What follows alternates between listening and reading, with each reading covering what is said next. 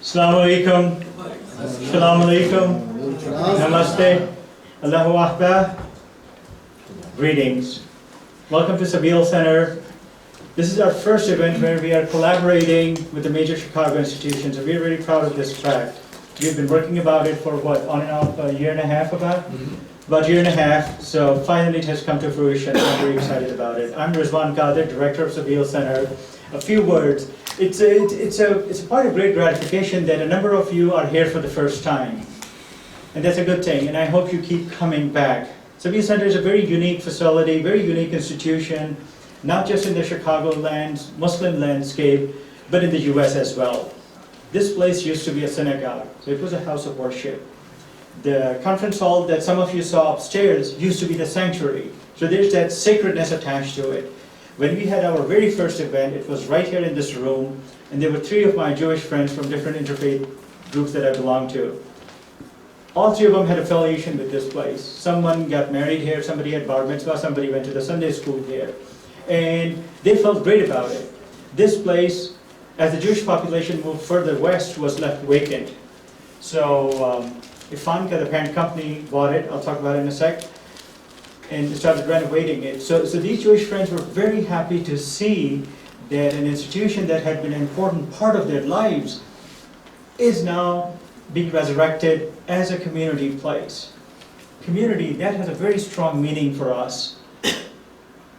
The very first event we had that I'm talking about was about Covenants of Medina, when Prophet Muhammad established this city-state in Medina, and he called it Ummah. Those of you who are with the Jewish faith know that word very well. It's about community. In case of Prophet Muhammad and the city-state of Medina, it wasn't just a political entity. And the citizens were not just those of monotheistic faith, but they also included pagans. And young people, listen up. It also included plants and animals. They were part of the community. So we'd like to resurrect some of those traditions. And community, I'm often asked, so who's your community? Community is anyone who's interested in doing anything that we are doing, or joining and participating in anything we are doing. We don't ask people what their faiths are, what their traditions are. I have been asked a couple of times if I need to put on a hijab. No. I've been asked if does one need to have a beard? Not the same person. The person with hijab and beard, that might be a little different. We don't ask those questions. We are an Islamic institution. We don't wear it in our sleeves, but anyone who knows us knows who we are. So during our events, when there's prayer time, we direct people to the prayer area. I often get to have the undeserved privilege of leading the prayers, but we are not a house of worship. So what is Sabeel Center? Sabeel Center is dedicated to Prophet Muhammad, peace be upon him. Anything and everything we do has to relate to him. And tonight's event is no exception, because it's about community, it's about identity, it's about going into uncharted territory. Many of us who are Muslim Americans were not born here, but now we are also having our 2nd and 3rd generation. And this story is very important as a result of that, because no longer are we immigrants. We do not think of ourselves as immigrants. In the interest of time, I have dropped myself from the panel tonight, but I was going to talk about things like this. How do you become an American? I came to this country, as many of you did probably, as an international student. I didn't want to be an American. I had met all of 6 Americans in Pakistan before coming here. And those little arrogant high schoolers, I didn't want to be an American as a result of that. But that changed. So, and everyone in this project, in this very important project, talk about their lives and how they relate to Chicago, how they relate to the US. I'm a Chicagoan. My family has spent more time in Chicago in the last 100 years than any other city in the world. And that's a reflection of the political turmoil that most of us come from. Those of you who had a chance to go to our dining lounge and had a little snack, I hope you took the time to pick up our brochure. It's almost literally fresh off the printer. One thing I'd like to request, beg of you, is that it has on the cover name of our Prophet Muhammad, peace be upon him. So if you don't like to carry it with you, leave it somewhere in here, but do not toss it away. We'll shred it. That's the best we can do if it's used. Or if it's in good condition, we'll use it again. But take the time to learn about what we are doing, and more importantly, what we plan to do. Some of you took the time to notice the America to Zanzibar exhibit banner. That's also almost literally fresh off the printer. It's something that we are very proud of. It's an exhibit developed at the Children's Museum of Manhattan, and then it started traveling late last year. It went to Children's Museum in Tennessee, then the Muhammad Ali Center in Kentucky, and now it's at a Children's Museum in Philadelphia, and we are next. We are the first Islamic institution to host it, so it's a point of great pride to us as a result of that. That's something that I wanted to do pretty much from day one. And finally, my boss got tired of hearing me, so he sent me to New York to check it out. And it's a wonderful, wonderful thing. It's geared towards little kids from as little as 3 to 10-year-olds. But obviously, those kids do not come here by themselves. So it's also interesting enough to adults and their older siblings. So make sure your parents sign you up for it. We haven't figured out exactly the tour dates and everything, but that's being worked on, and we are working with one institution at a time. The idea is that there's a whole white canvas that we can exploit. So if you are part of an Islamic school or a church or a school nearby, and you'd like to come on October 23rd, let's say from 10 to 12, yeah, we'll sign you up for that, and it will be exclusive to you. So help us spread the word. The things that we do at Sabeel Center are about different aspects of Prophet Muhammad's life. So there's lecture series such as tonight's. We also have a lecture series called Muslim Diplomats, where we invite Muslim diplomats to talk about their part of the Muslim world and the U.S. and the role that us Muslim Americans play in these critical times. Then we have family movie and discussion nights. That's extremely important, where we bring, thank you, Ghulam Khana and Nasa. You have been at just about all of those events, so I really admire and appreciate your presence each time. Thank you, sir. This is a place where I'd like people to feel safe, where generations have discussions, polite discussions, arguments sometimes, but all in the name of learning and learning from each other. We do not claim to know anything and everything. So we learn from you, and you learn, hopefully, a thing or two from us too. More than anything else, it builds community. An exciting point for me was, we had a documentary called Food, and how it comes, etc. Turned out to be a very boring movie. But the discussion, the ensuing discussions were very interesting. We had 2 Jewish ladies, my friends, who were discussing the nuances of halal food with a Christian friend. So there's like 3 or 4 non-Muslims discussing halal after watching that movie. Had it not been for that boring movie, we probably wouldn't have had that kind of discussion. And that's good. That's how you build community, get to know each other. Speaking of halal, some of you got a glimpse of the halal kitchen upstairs. Halal is obviously Ifanka's bread and butter. Skip the part about what Ifanka is, right? Okay, so Ifanka is the parent company. It stands for Islamic Food and Nutrition Council of North America. They do halal certification. It's a global company, and they bought this place 7 years ago because it was left vacant and turned it into a community center. So, so Ifanka's bread and butter is halal certification. So it only makes sense that we provide classes on halal cooking. So we can have classes for little kids, middle schoolers, high schoolers, adults, and executive chefs. And then we also plan to do something for our senior members of our community. We Muslims have a tendency to grow old with time, and it pains us to see. That was a joke. Thank you for laughing. Jeez. I do not have a career in stand-up comedy. I have this deadpan delivery that people don't get it. So, we will be doing something for the senior members of our community too, and there are many, many things on the plate, and you will be hearing about it from time to time.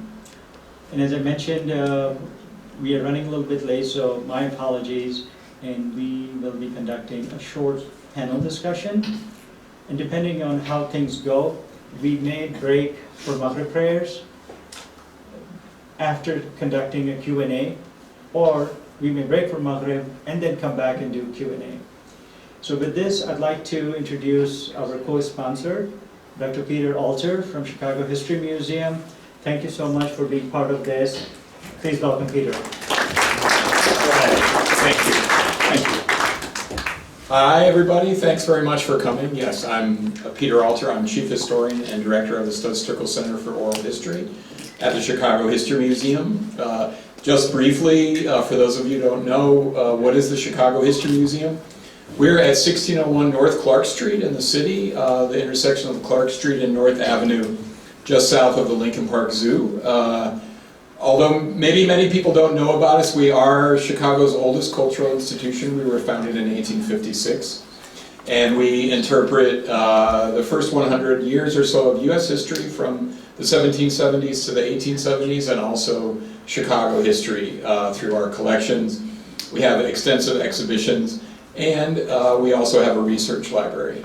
So, since the summer of 2016, we have been working on the Muslims in Chicago project. One thing that I do as part of my job at the museum is lead our Oral History Center, as I mentioned. And through our Oral History Center, we do collaborative community-based oral history projects with the goal of social justice. Through those projects, and especially the Muslims in Chicago project that we started in the summer of 2016, we conduct oral history interviews, long-form interviews of individuals. In this case, Muslims living both in the city and suburbs. All over the city. Our only limit is that people self-identify as Muslim. So we are trying to be as diverse as possible in those people whom we interview. We actually just passed the 100 interview mark. We have, I think, 103 or 104 interviews. Those interviews will be transcribed, cataloged, and go to our website. We also will use those interviews to create the foundation of an exhibition to open at the museum in one of our second floor galleries in October of this year. So gulp, less than about 6 months from right now. So we hope that today is an opportunity, and I thank Rizwan very much and the Sabeel Center, and of course by extension Ivanka, to host us here today for the Muslims in Chicago listening party. We're also excited about our project because what our project allows us to do is to further broaden the lens of history that we collect at the Chicago History Museum and document and present. We also are just on the cusp of working with 8 American Muslim high school students who will also be working paid part-time jobs with us conducting oral history interviews. So we probably will end up with about 130 or 140 interviews. We have done one other listening party in October of last year. We plan a robust slate of public programs throughout the run of the exhibition. As I mentioned, the exhibition will open in October of this year and will close in early 2021. So it will be up for the entire year of 2020. So I hope that everyone comes to 1601 North Clark Street to see the exhibition or logs on to chicagohistory.org in the future to listen to the Muslims in Chicago interviews. So without further ado, we're going to watch what is essentially an audio montage. So 4 oral history excerpts from the Muslims in Chicago exhibition with photos borrowed from the narrators, that is the interviewees, so you will get a sense of what the kind of interviews that we've been conducting up to this point. All right, thank you very much. Then following the short film presentation, we will have, as Rizwan mentioned, a roundtable discussion.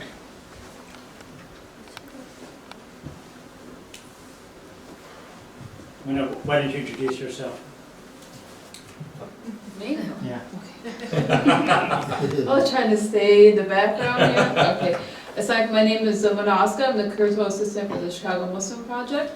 And I have been working at the Chicago Museum since July of last year, so 2018, and solely working on this project at the moment. And as Peter has told you, we have collected over 100 oral histories, and inshallah, we're gonna plan on collecting more. And the exhibit will open inshallah October of this year. So keep that, not just a date, but that month in mind. And hope to see you guys out there inshallah. Without further ado,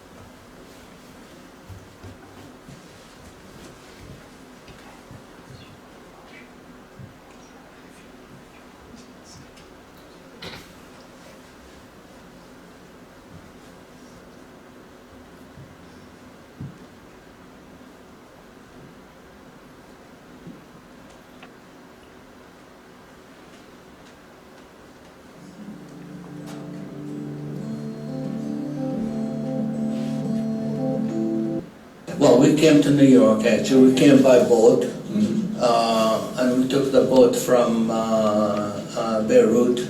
So we drove from Betunia to through Jerusalem, Tel Aviv, Haifa to Beirut.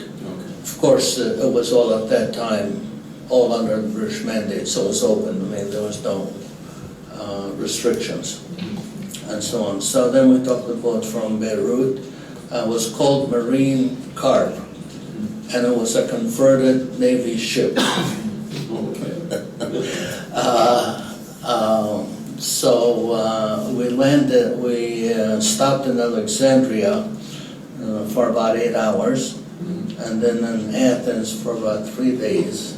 There was some commotion in Athens. Not threatening, but something had happened there, maybe a funeral of a dignitary or something. But anyway, it was stopped for 3 days, then another 14 days through the Atlantic to New York. And I have to say that it was probably the coldest day that I ever experienced. It was in early April, and it was cold. So there was nobody on deck. Everybody was indoors, and it was fascinating. It was very, let's say, different for us as we passed by the Statue of Liberty. It had real significance, real meaning to us. So as we passed it, and I guess we came through Ellis Island, although I didn't, at that point, I didn't know what we were through. But must have been Ellis Island. And we stayed in New York for maybe a week or 2 weeks. And then took a train to Chicago.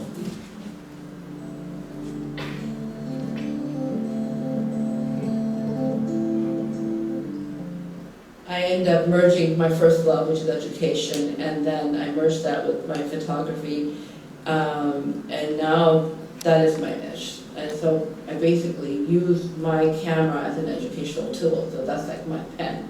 So I like to inform, to hopefully inspire, to hopefully educate through my camera, as if it was my pen.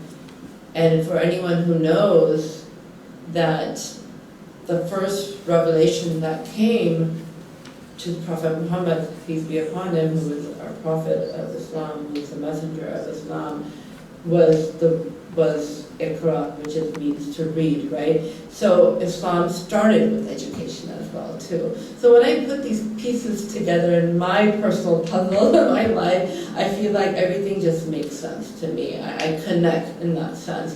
I'm by no means a scholarly person, but in my human way, in my sadaf way, in me as a photographer, I like to inspire and educate about my religion, about my faith, about my culture, about me, about women in Islam through my photography. And I think that is my passion not just professionally, but me as a human being as well too.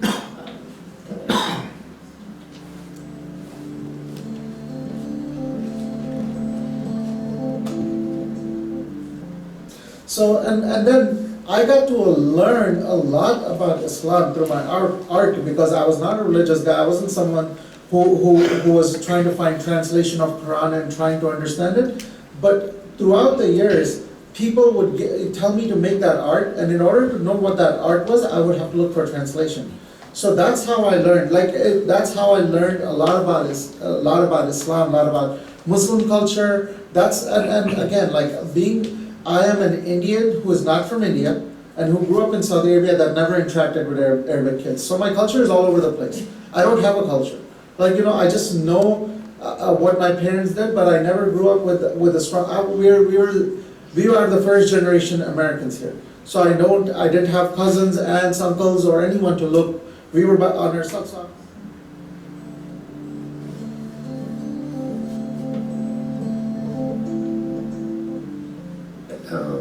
Amongst all the terrible things that I saw and experienced, overall, I was very fortunate to come back, and be able to come back with my wits about me and everything like that, because I know a lot of people do not. And I only can say that that's the case because, Sheikh he taught me, how to think. And I was able to stay in communication with him before we went into Iraq, and I went into Iraq expecting to come back. I went into Iraq expecting to be and do positive things, as positive as possible, and because we do the zikr, which is the remembrance of God consistently for years before I even went, and then came back and was able to continue to do that. I felt like that was something that helped me to stay grounded and keep things in perspective, knowing that I've been taught by Sheikh how to think, and knowing that the Creator's in charge of every situation, circumstance. So I can't go into this situation with fear or doubt. And so that was the one thing I can say. When we went to Iraq, there was no feelings like that.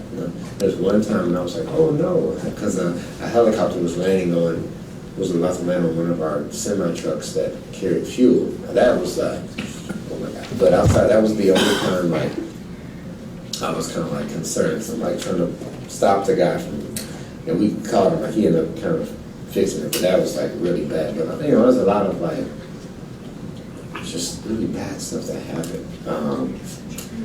But we just had to keep it moving. Every day you had to just continue forward, just continue and continue and continue and continue and continue with the expectation of success in terms of living.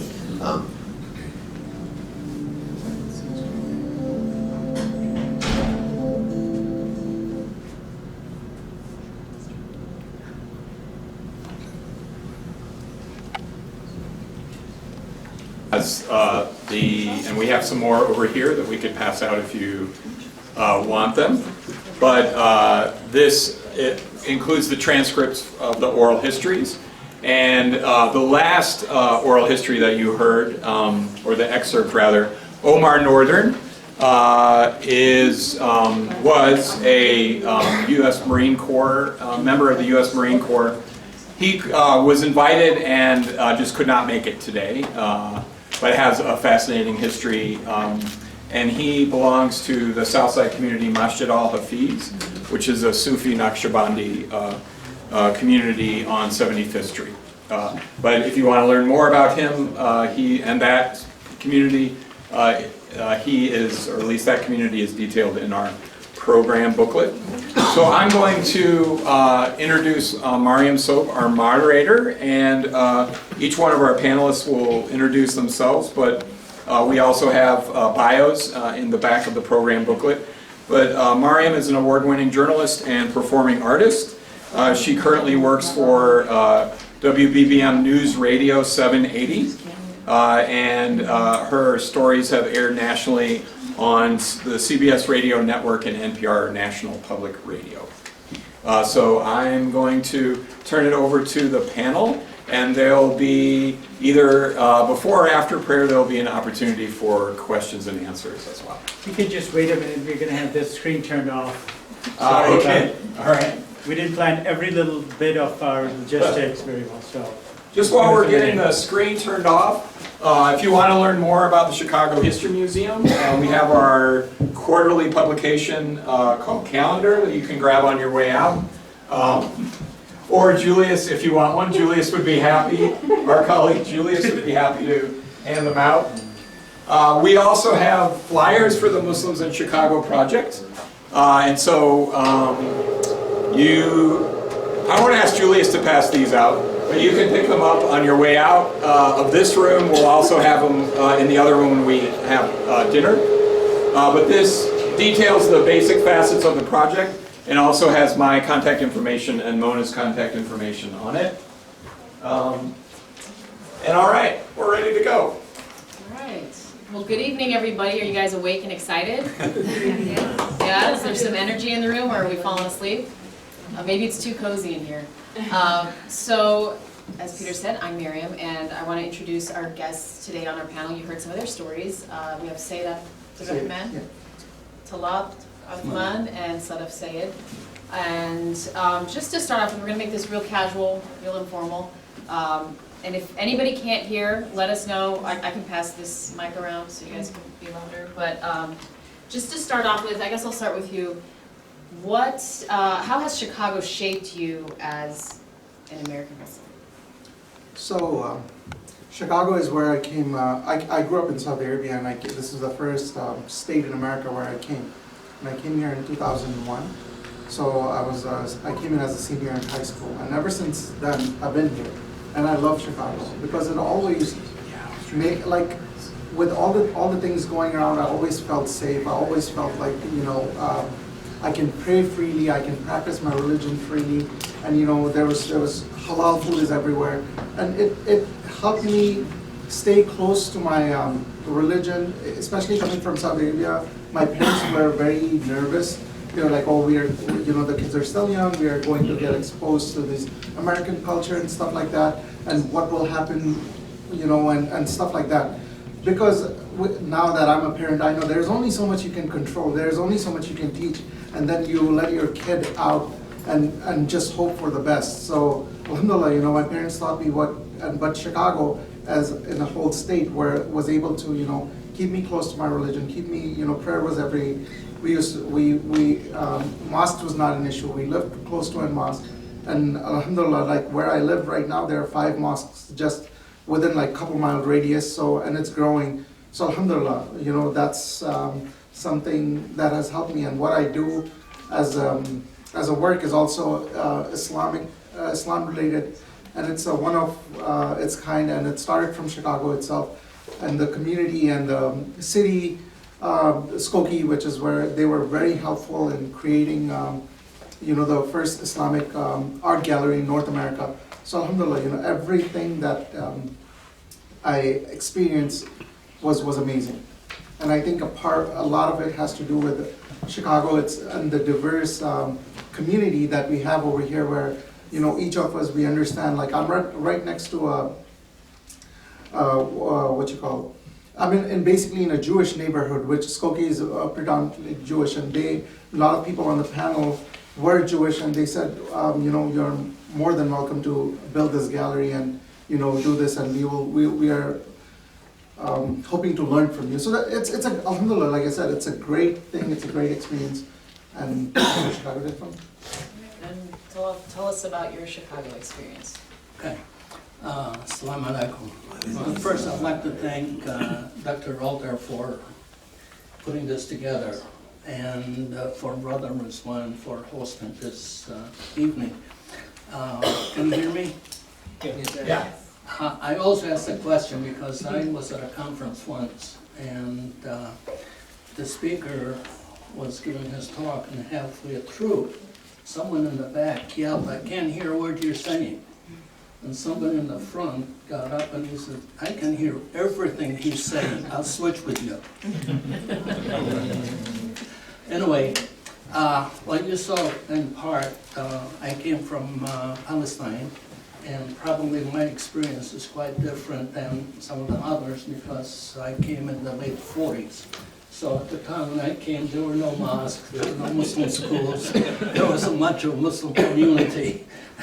It was such a small handful of people. So it's kind of a different period, a different situation. But I think, you know, I came here when I was 10 or 11 years old. So the first formative years were, of course, in Palestine. And that was basically where the faith and the culture was embedded in me. Coming to Chicago, that's another experience. Now that's the teen years, and the additional information, the additional contact, the additional experience just adds on to that. What I found in Chicago, of course, was totally different than what I had experienced before. But what I found was that the people were very friendly. That the area, when you talk about safe, we didn't have the kind of violence that we experience today, but it was safe for me as a teenager to go to Grant Park, for example. We lived not too far from Grant Park, so I could go there and be there at night, and no concern, no worry, the lake, you know, etc. So it was a very positive experience. Funny part, we used to also go on Saturdays, we used to go to see a movie, different movies than what we have today. It used to be cowboy movies, you see double feature, and you see cartoons. So it's basically a 5-hour deal. As a child, that was very impressive. The concession would be popcorn, Hershey bar, Baby Ruth, Butterfinger, that's it. So that was kind of, again, as a teenager, that was very interesting. But what I learned, of course, is that the people were just fantastic. After school, when I was 10, 13, 14 years old, after school I'd be working in my father's store. And the people that are coming in, exceptionally friendly and nice, and they pay attention to youngsters. You know, they're very good to youngsters.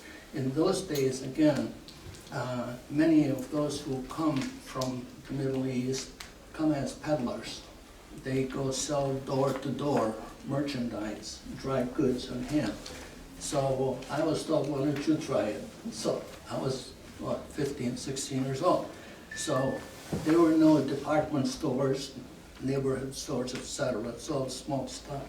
So when you go knock on doors, you open the door, and they see me, a young fellow, and I say, well, you know, I'm selling these. And they say, oh, come on in, come on in. So I would go in, and they're very friendly. They say, would you like some milk? You know, and so on, and cookies. So that was the kind of experience you have, these things you remember. And that is part of the formative years, again, from a teenager point of view.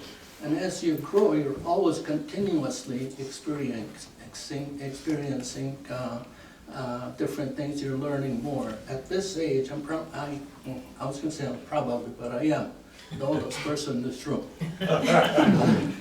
But I am still learning. I'm still learning every day. We know Like you are Muhammad Ali said, 47, right? like Muhammad Ali said, if you think at age 50 the same way you thought at age 30, you lost 20 years of your life. And so every day is a learning experience. And Chicago had formed me in that point of view.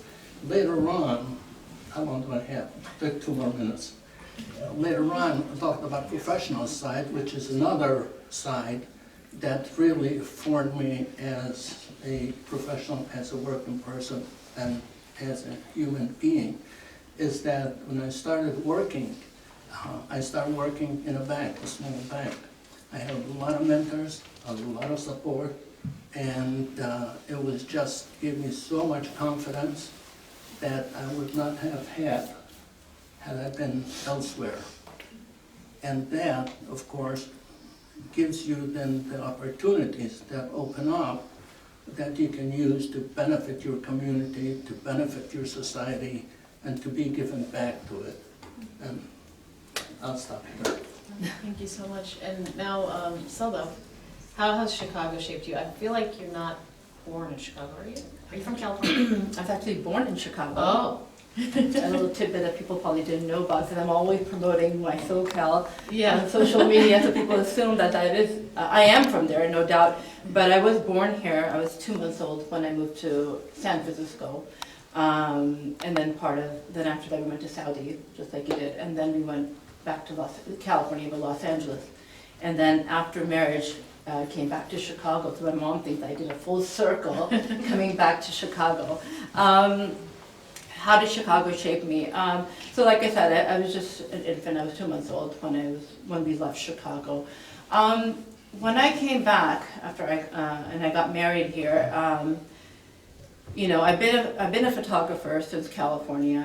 It's been a passion for such a long time. It was a hobby that became my career. You know, I graduated in communications with the emphasis of photojournalism. When I came to Chicago, I started in the newspaper, and then I started shooting weddings. I started working for this wedding company.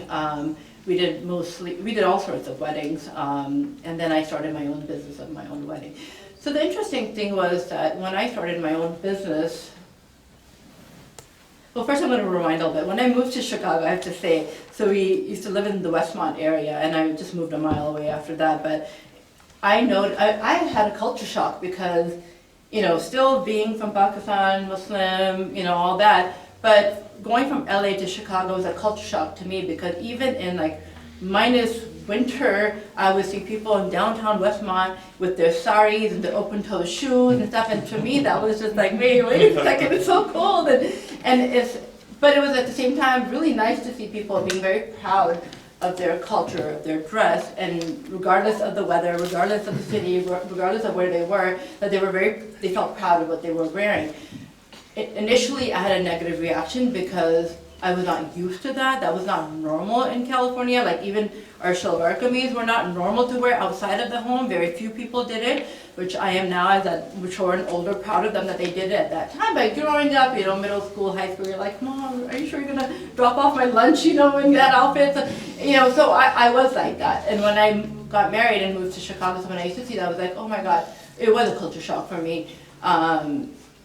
Being an Indo-Pak, it was a culture shock for me. But as I got older, I appreciated that, no doubt. And then when I was shooting weddings and I started my own business, I was one of the first female photographers, which was a benefit for me because at that period, a lot of the women started wearing headscarves too. And this is, I'm talking about like 20 years ago, you know, and I probably started the business, I want to say maybe 15 years ago at that time. And it was nice to have that demand, like, oh, you know, I mean, people appreciated my work, but they also thought it was a bonus that I was a female, and I started to wear headscarf myself around that same time, so they felt comfortable with me. So all of a sudden, I started appreciating it too, you know, appreciating and showing pride of who I am as a Muslim woman, as a strong Muslim woman, and, you know, appreciating the headscarf and lovingly photographing them and shooting them. And then came 9/11. So my whole style of photography shifted when 9/11 happened. So when 9/11 happened, and this is all while I'm living in Chicago, right? So when 9/11 happened, then I went from, and I, you know, at some point, when I was expecting my daughter, who's right there, so that's 13. So about 13 years ago, I stopped shooting weddings, stopped doing portraits, and, you know, I matured too, and then I started shifting my style, my thought, and my, you know, and just my own religion, my values, and kind of went to this transition as like, okay, yeah, it's sunnah to get married. Yes, it's important. You're celebrating somebody's life, their marriage, their wedding, the new chapter of their life. All is good, but at the same time, I wanted more out of my work because I, as a person, as a person of faith, was shifting.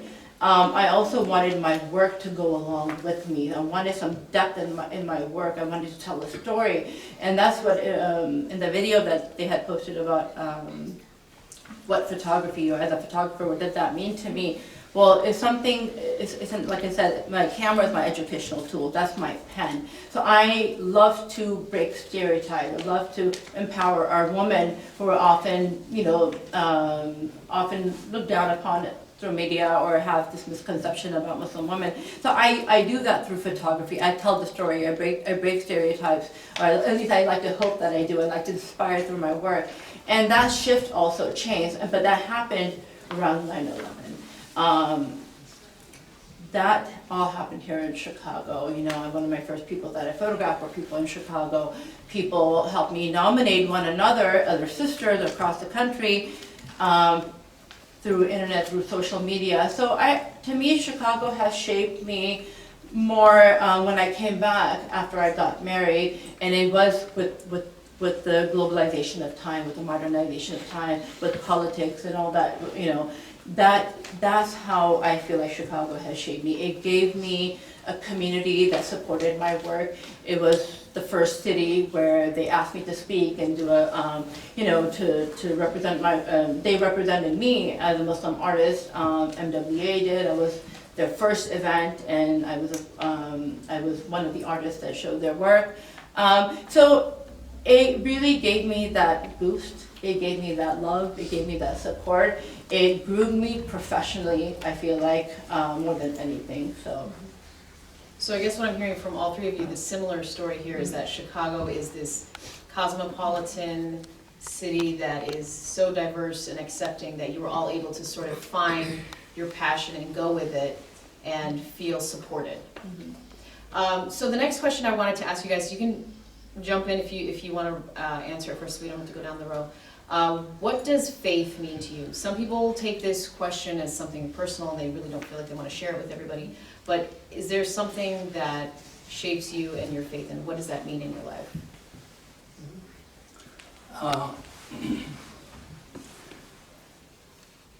What it means in my life, it is my life.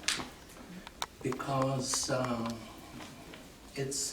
when I grew up, of course, I grew up understanding the faith and what it stood for, and the faith and the culture back where I was born.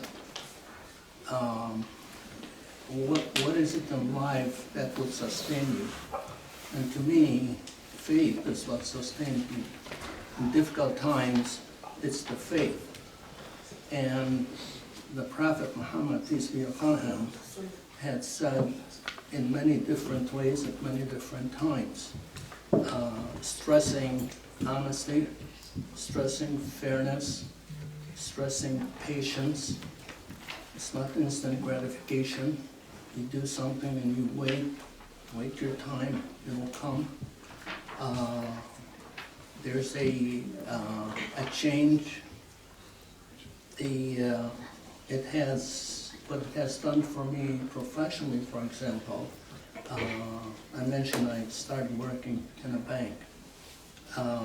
It enabled me to always deal fairly with people in an honest way, to the point that where one of the calling officers, they had a special department, one of the calling officers, for example, he had visited clients, and he came and he said, Tal is so, they called me Tal, Tal is so honest, and that kind of hit me.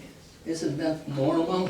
I mean, why is that? But apparently it may not have been in someone's experience. But I think that is basically, once you develop that, you develop that rapport, that respect, the feeling of giving a fair share, which incidentally, when I was in that store, in the store selling beans and whatever, when someone asked for something in those days, when a pound of something, you give him a pound or give her a pound, and then you add a little more. It's no longer as it is today where you go even, the franchising have changed the society a bit. Anyway, so during difficult times, faith is what sustains you. Faith is what your base, what grinds you, is the faith.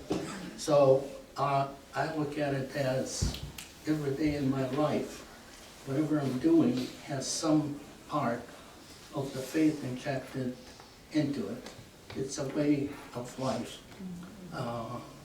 Sharia is being defined here in so many different ways, but Sharia is a way of life. You pray, that's part of the Sharia. You do fast in Ramadan, that's part of Sharia. You do the Taraweeh, doing special prayers during Ramadan, that's Sharia. Giving charity, that's Sharia. Everyone can do a charity. And even a smile is considered a charity. So if you do all these things, it seems you will have a more fulfilling life, and at the same time be accepted more in the society with friends and what have you. So faith is very, very important in my life. Yeah, I mean, I feel like all of us wear different hats. We have different roles in our life, professionally, personally. But for sure, faith is our core, right? Faith is how we raise our family. Faith is how we pick our profession. Faith is how we decide what to wear. Faith is how we decide how to speak. Everything we've learned through the life of Prophet Muhammad, peace be upon him, that is faith. So he's our walking Quran. You know, Allah has sent him to show us how to act, what the manual of our life says, you know, which is the Quran. So that is faith. And for me, everything, you know, I would like to say, as much as I can try my best, I'm human, right? So we're all weak, we have our weak points, but my core, everything's around my religion, you know. I try to find inspiration from that, and hopefully, you know, take it from there. So even in my work, so that I was talking about the shift that I made, yeah, when I started photography, I used to do fashion, runways, portraits, portfolios of aspiring actors and actresses and models. And, you know, I tried it all. I done school portraits. I mean, I probably covered everything. You know, I used to work for Al Jazeera America, so I've done breaking news photography, you know, a lot of different stuff. But my shift definitely changed as I older I was getting. So for me, my inspiration is my deen, is my faith, is my religion. So my photography has everything to do with that, because you live once, you're gonna work, and I'm gonna make, to me, when I talk to myself, I can't waste my moment. I can't waste my time. With every breath, we're closer to dying, to death, right? So nothing gets rewound, nothing goes back, there's no pause, there's no rewind button. So while I'm there, and I feel like, well, what a gift. If God's given me that talent of photography, if He gave me the talent of being an artist, then and I love my religion and I'm so inspired by it, then I will use it towards that. And I know some people are not comfortable with art, you know. Some people might find it, you know, maybe not so Islamic, but I feel like you can't talk about Islam, you can't educate people just by being a scholarly person. Not all of us are scholarly persons, right? Everybody has a title. He's an artist too, you know, he's doing it through wall art, calligraphy, and that's beautiful, right? So that's a conversational piece too, when somebody comes to a store, or somebody has it at their home. For me, my photography, I tend to do it through books. And that's a conversational piece as well too. So currently, right now, you know, I am working on 2 books, and they are, so far, always, and I plan to make it something to do with my religion, because religion is so beautiful, and therefore I'd love to present it in a very artistic, beautiful way. Educate them, hopefully inspire them, and then also this eye candy, something pretty, something beautiful.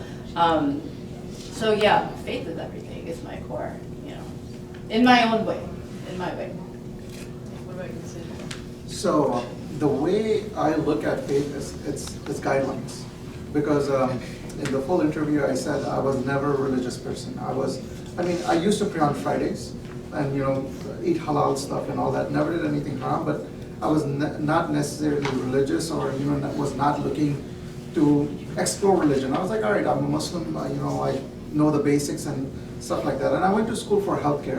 I have like art businesses right now, but I went to school for healthcare and I had a very good job in healthcare.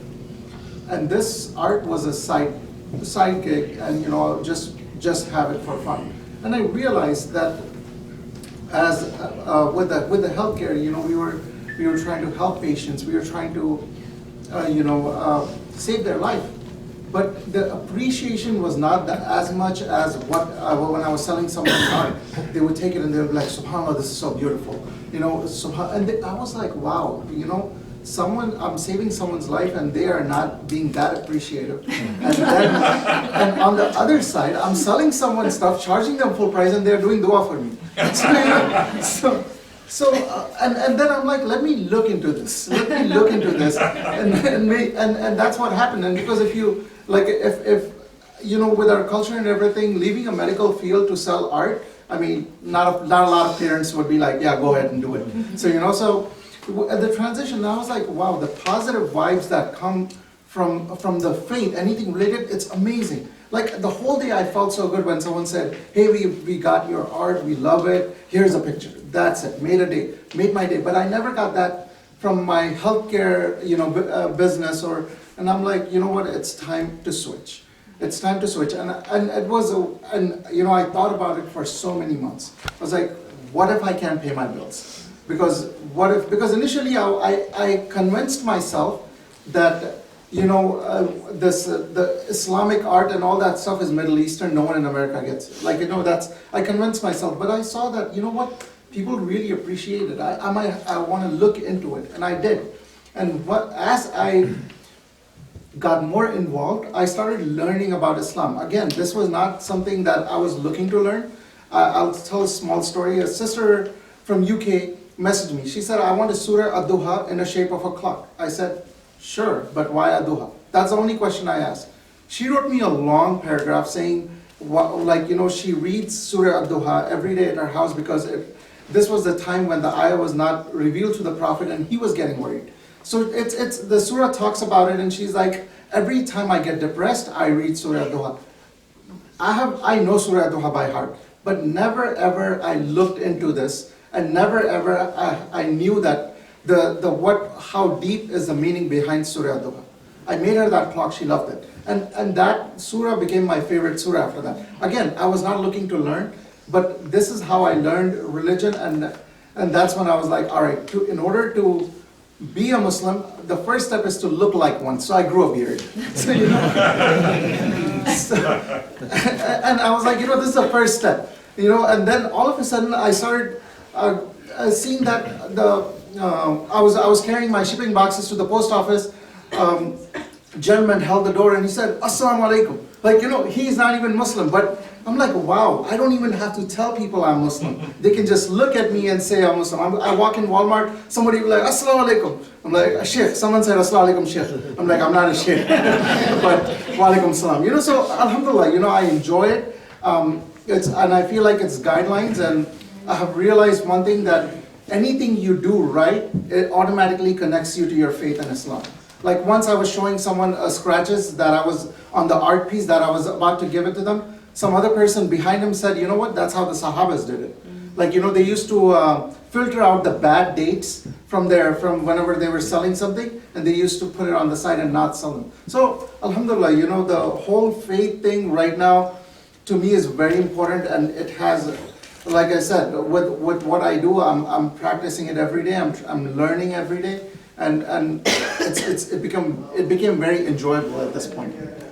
All right, well, thank you guys so much for this portion. We're going to break for prayer, and then we can do some Q&A afterwards. And for those of you in the audience, maybe if there's some terminology you've heard today that you might be confused about, you can approach us afterwards, and we can translate for you. So thank you, and we'll take a brief break. Thank you, Q&A. So if you guys have those riveting questions you've been holding on to, feel free to raise your hand. And you can ask the panelists questions regarding their Chicago oral histories and stuff that they've talked about. If you have anything additional, if you want to make business arrangements to purchase any products, we ask that you do that afterwards. So, yeah, we'll start with you. Assalamualaikum. My name is Malahas Qureshi. I have a question, like, not for a specific person, but a general question. I like to see that, because, as you guys described the journey, and we've been there, right, like 27 years, 25 years here in USA. So we went from the storming, forming, norming, and performing, and then after 9/11, we back to the, restoring, right? So where do you find yourself? And because see, I think every tragedy brings some opportunities. So where do you see the specific pinpoints, 2 or 3 points in your personalities for our young generation, like a roadmap for the next, I would say, 5 to 10 years, that how they're going to do the transformation? Because I think the change is going to be a very sudden, but transformation is progression, right? So how what kind of legacy you think we're going to leave for the next generation? Because they actually, as the people said, that when you pass the tradition or religion, you lose 30%, right? So we already have a 30% less when we get here. So we're going to pass to them, it's going to be less than 30% less. And then by the time they pass, so we don't want to be another Spain, right? So how are we going to stop gap, that kind of situation, and give like some specific pinpoints, roadmaps to our next generation? So if I'm hearing your question correctly, you want to know what their advice is for the future generation of Muslims? Exactly. Okay. So, I say this, like you mentioned 9/11, that was the first day of my high school. So, and I went there and I was like, wow, this is crazy. So, and when Trump got elected, or when he was trying to get elected, and I was like, this is the time. I think the good thing that came out of it after Trump's election is that the minority and the Muslims, they started coming out. Like, especially, I'll just talk about myself. Before that, I was just somebody who will just watch, do their own thing, go to work, not do any of these talks or even talk to, yes, just mind your own business and just be like, hey, we are here, we do our thing, we get paid, we go home to our family. But after that, I realized, I have a year-old daughter, and I realized, I was like, you know what, I have to set examples. Like, I can't do that anymore because now we have to go out and I have to set examples. And I have to talk and I have to, teach, even though I'm not qualified. Like, I'm not a scholar but I can just talk about my experiences and just help. And while I do that, I get to learn. So that's something I started doing. And I'm like, I have to start training right now because by the time my daughter starts understanding, by that time I'll have experience. Maybe 5 years experience by that time, and I can train her. Because one thing I realized is, I don't know how my parents trained us. It looked all easy, but now 1 year old, like we are just teaching her words and we are like, wow, this is so difficult. So that's, alhamdulillah, that's one thing I feel like a lot, not just me, but my friends and other people just in the same age group are starting to come out. And you can also see even in politics, a lot of Muslim names are coming out. So this is a good thing. And inshallah, in future, we will see as years pass by, we will see more people come out and talk about their religion and stuff like that. When I was getting my gallery permits, the fire marshal who came in, he said, oh, this is the thing that attracted him. There was a baby fire truck with a baby protection dua on it. So he liked everything, but that one particular art, because he was a fire marshal, he said, what is that? And I said, oh, that's a baby protection dua. You put it for newborns and stuff like that. He said, oh, okay. And then he was there to, check the violations and everything before the store opens, that process. And he asked me, he's like, do you have a minute? Can I talk to you for a minute? I said, sure. He said, what someone told me was all Muslims were terrorists. That's what someone told me, like, all Muslims. But you don't seem like one. You have a baby fire truck, So, and I was like, you have some time? He sat down for 2 hours, clocked out from his shift, and just listened to us, like what we had to say. And this is important because this guy came with a blank slate. He was just thought something by the media and stuff, and he believed in it. And after hearing me, he said, you know what, I'm gonna, now I know everything, now I know this and that. And inshallah, in hopes that if some other friend of his talks something, he can say, hey, no, this is not how it is, this is what it is. So, you know, we have to bow the seeds and just hope for the best, I think. Yeah, I agree. I don't think there's one answer. There's no one standard way of making sure that, you know, the gap doesn't get bigger and bigger with every generation. I feel like whatever works for you as a parent and your children's personalities, because even in the same house, your son could be one way, your daughter could be another way, your husband could, you know, teach about the deen in a different way, I could be teaching in a different way, you know. I think whatever works for your family, but the key factors that I believe that are important to me is open communication with my children, to be a confident Muslim in whatever knowledge they have, but to be confident. My children started off at Islamic school, and then my son went from, started fifth grade in public school. That was our middle school in the area I live in, or the area we live in. And, you know, he went from Islamic school where, for example, you know, they prayed Zohar, the midday prayer every day at school. That's part of the curriculum too. And it was very important for me because he did that since preschool, and all of a sudden we're gonna like shift that, and like now, oh my God, well, he's not gonna be able to pray. Well, but that's like a requirement. You have to pray, right? So, you know, open communication. Talk to the principal, you know, can you figure out a way where they can do their ablution and you know, give them that facility, and then they give them the nurse's restroom, which is like a single door, shut the door, sink and everything. They get the privacy. They escorted him to a section of a library where they could pray. So it's that, and then every year during winter when the days are shorter, he prays at school, and then they come pray at home, right? The rest of the year. So every year we had to remind the principal, okay, that time of the year again, if you can, you know, escort him and take him and whatnot.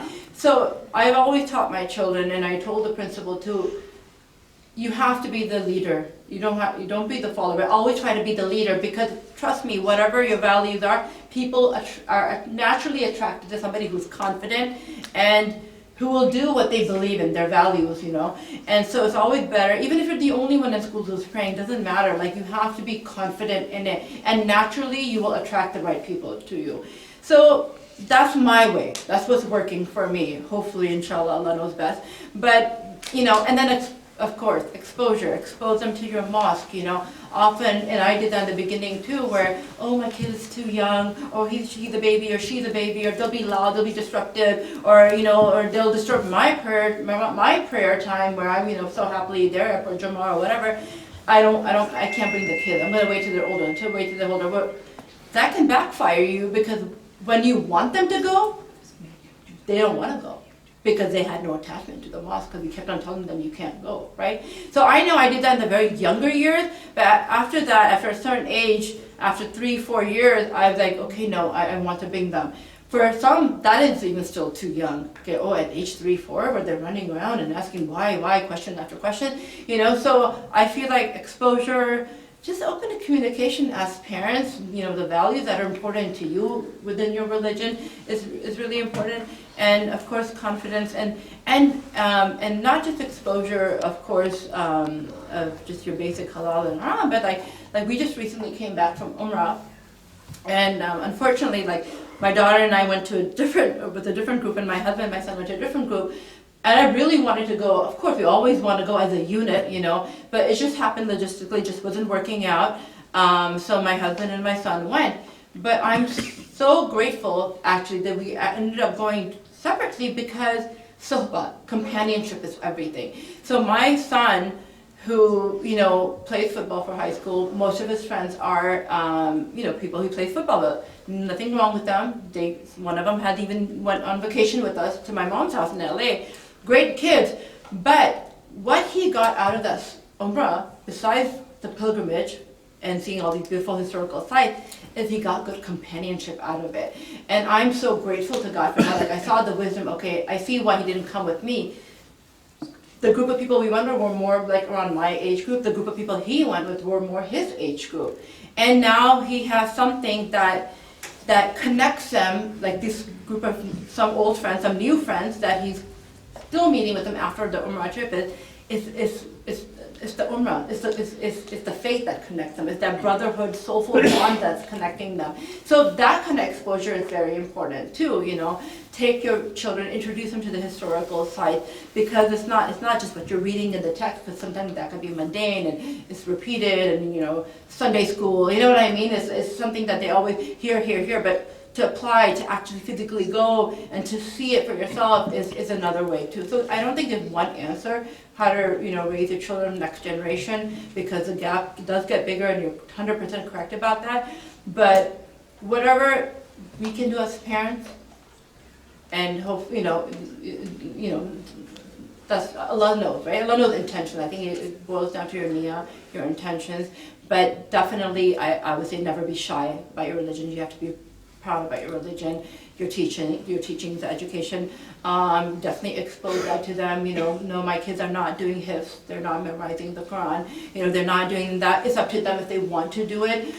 They know the wisdom behind it. They know the beauty behind that, and they don't. There's nothing but goodness in that. But for me, what at least I'm trying is to build their character, their adab, their etiquettes. For me, that's my emphasis with my children, to be honest, to be good people, don't cheat people. You know, I always tell my son, he's in high school, he's a high schooler right now, whatever profession you pick something that serves. Because sometimes when you're older, you may not have time to do extra, you know, charity work or whatnot, but at least in that profession, at least you know, inshallah, with good intention, you're doing 2 in 1. So protect something that serves your community, because I feel like the Prophet Sallallahu Alaihi Wasallam was big about his community, about serving this community, whatever their race was, whatever their background was, whatever their financial status was. It was always about his community. So for him, and he knows he's here too, for me, that's what I work on. And, you know, whatever works for everybody's family. So I think we have time for maybe like 1 or 2 more questions. I think there was someone back here, yeah. And if our panelists, if you guys can limit it to 30, we're gonna have 30-second answers so we can get in as much as we can before we gotta end. Okay. Yeah, so I know for me personally, one thing that I've struggled with is like reconciling other identities. Like I identify as LGBTQ with kind of the idea of having faith. And I just want to ask you guys, are there like elements of your identity or beliefs that you have that you feel at times have like contradicted or conflicted with your faith, and how do you resolve that? What's the question? So how do you, is there anything that you're struggling with and trying to reconcile with your faith? Something that maybe goes against it or is part of, is that? I guess like, yeah, like any sort of belief or like identity that you have or anything like that you feel like you kind of went through a moment where you resolved that with your faith, and how did that like kind of change the way that you So maybe that might line up with, for example, wanting to be an artist, but feeling like maybe the community is not super supportive of artists. And how did you handle that? Or I don't know if you want to tackle this question, Salah. Maybe I'll answer both questions actually. Okay. Because there's some relationship. I agree with, in terms of the question you asked, I agree with what you said, and also with what you said. Strengthen the faith. Now, I come from a different age. So I have children, I have grandchildren, I have great-grandchildren. But what I'm asked from time to time is to talk and give some advice to other people's children. And you know, on the south side, they're all doctors or engineers, and they want their kids to be doctors or engineers, and the kids don't necessarily want to do that. And so what I tell them is, and they strengthen that they do have great faith because they go to the local Islamic school. But I moved them towards politics, as you mentioned, and media, because I think it's a way of serving themselves, first of all, the community, and also society. Because if you have people elected who have values, you mentioned values, if they have the right values, this is good for the society as well. And they're also serving their own community. And you're seeing more and more of that. Now, this is something that's a conflict that used to be. I was involved back in the 70s and 80s and continuously trying to push the community to be more involved in the political aspects. And that was a conflict for them. There was a time when some didn't believe in voting, and some didn't believe in getting participation because they said, well, you know, The prophet used to say, by consensus. So you don't need to vote, you don't have the people vote, you can move by consensus. Well, it's a different system, and some coming from abroad, they don't have the same concept of understanding that if you don't vote, you don't elect the right people, you're not going to get the right reaction, and so on. So I think that was kind of a conflict, but this is where I would suggest and recommend to the younger generation now to look at political aspects and run for offices, which they're doing now more, and also to get into the media, because the media is a major influence on society, and the way they portray Islam is not necessarily the way we portray it. So I think, if we're in there, we give our narrative, not the narrative they force on us. And so these are two areas I think that are important. All right, well, I know you guys have some more burning questions, but I'm gonna ask that you guys maybe speak with the panelists on the side afterwards, because it's exactly 8:30, and we're finishing exactly on time, which is amazing. Let's give a round of applause. Thank you all for coming out, and I believe Rizwan has a 3-course meal for us afterwards. No, 5-course actually, man. You get what you pay for. It is decent, but we are not, there's several of you came in late, didn't hear my spiel in the beginning. So we are not a banquet facility per se, nor are we event planners. We like to think that we provide thought leadership, sometimes ourselves, sometimes by organizations that we associate with. It pained me that a number of you in casual conversations didn't realize that Chicago History Museum is a 150-year-old organization. I was there on the opening day, and Peter was already working. But this is great, and thought leadership is something that has been lacking. We like to do things that other organizations and institutions in the Muslim community are not doing. And that's why we partner with organizations that we think have been part and parcel of Chicago's civic life. And we provide 2 bits of our input to that process, and hopefully we all emerge as a better organization. So we do have a dinner ready, and enjoy yourself. Thanks for coming. Those of you who came in late and were not checked in, do let me know. And good things happen when people come to Saville Center. It's a prime example. Dr. Peter Alter used to be a historian at Chicago History Museum. And just as soon as he entered this building, he became chief historian. He was promoted. His boss told us about it. So congratulations.